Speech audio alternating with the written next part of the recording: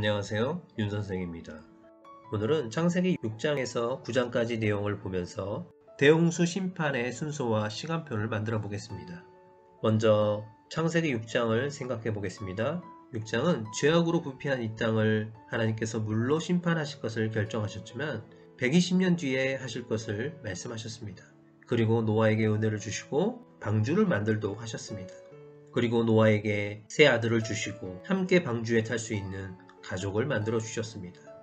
이렇게 6장은 홍수 심판의 결정과 120년의 준비의 시간입니다. 이제 대홍수 심판이 시작됩니다. 먼저 하나님은 노아와 가족들과 동물들을 방주에 승선하게 하시고 방주의 문을 닫습니다.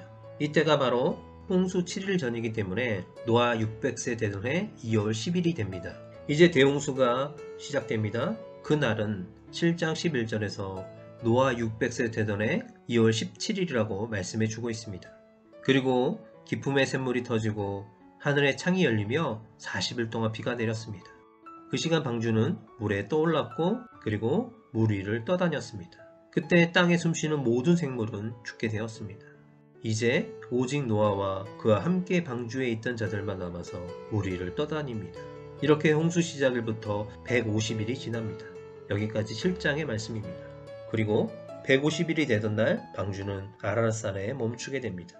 대홍수는 2월 17일에 시작했고 150일이 지났기 때문에 방주가 아라랏산에 멈추게 된 것은 7월 17일입니다.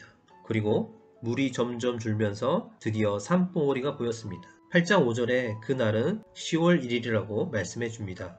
그리고 40일이 지나서 노아는 방주의 창문을 열고 까마귀를 날려보냅니다. 까마귀는 다시 방주로 돌아오지 않고 계속 스스로 원하는 대로만 날아다니기만 했습니다. 이 날은 10월 1일에서 40일이 지났기 때문에 11월 10일이 됩니다. 그리고 일주일 뒤에 노아는 땅에 물이 줄었는지를 알고 싶어서 비둘기를 날려보냅니다. 그러나 비둘기는 발 붙일 곳을 찾지 못하고 다시 돌아옵니다. 이 날에 대해서 정확히 기록하고 있지 않지만 10절에서 또 7일을 기다렸다가 비둘기를 보냈다고 했기 때문에 노아는 7일 간격으로 까마귀와 비둘기를 보냈다고 볼 수 있습니다. 그래서 그날은 11월 17일이 됩니다. 그리고 노아는 또 7일을 기다렸다가 다시 비둘기를 방주에서 내놓았는데 이번에는 비둘기가 저녁 때 돌아왔습니다.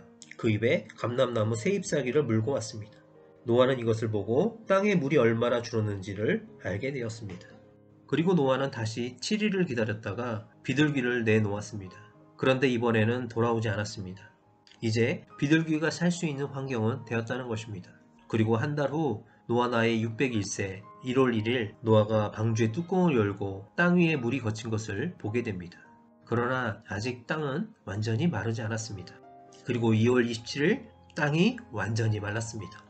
그러자 하나님은 노아에게 방주 하선 명령을 주셨습니다. 드디어 방주에 승선하고 382일 만에 노아와 가족들과 동물들이 방주에서 내려오게 됩니다. 대홍수 시작일로부터는 375일 만입니다. 방주에서 나온 노아는 모든 정결한 짐승과 모든 정결한 새 중에서 제물을 취하여 하나님께 감사의 제사로 번제를 드렸고 하나님은 노아의 제물의 향기를 받으시고 다시는 사람들 때문에 땅의 생물을 심판하지 않겠다고 약속해 주셨습니다. 여기까지 8장의 내용입니다. 그리고 9장에서는 노아와 그 가족에게 하나님은 복을 주십니다. 그리고 이어서 9장에는 방주에서 나온 모든 생물에게 하나님은 언약을 세워주십니다. 다시는 이 땅에 이런 대홍수 심판이 없을 것이라는 언약의 내용을 주시고 그 언약의 증거로 무지개를 주셨습니다. 그리고 9장 마지막 부분은 대홍수 심판 이후 노아가 350년을 더 살면서 포도주를 마시고 실수한 사건과 세 자녀를 향한 예언의 말씀을 한 것과 노아가 950세의 죽음을 맞이했다는 내용으로 9장 내용은 끝이 납니다. 지금까지 대홍수 사건의 시간표를 만들어 보았습니다. 이제 대홍수 심판의 시간과 사건을 이해하시겠습니까?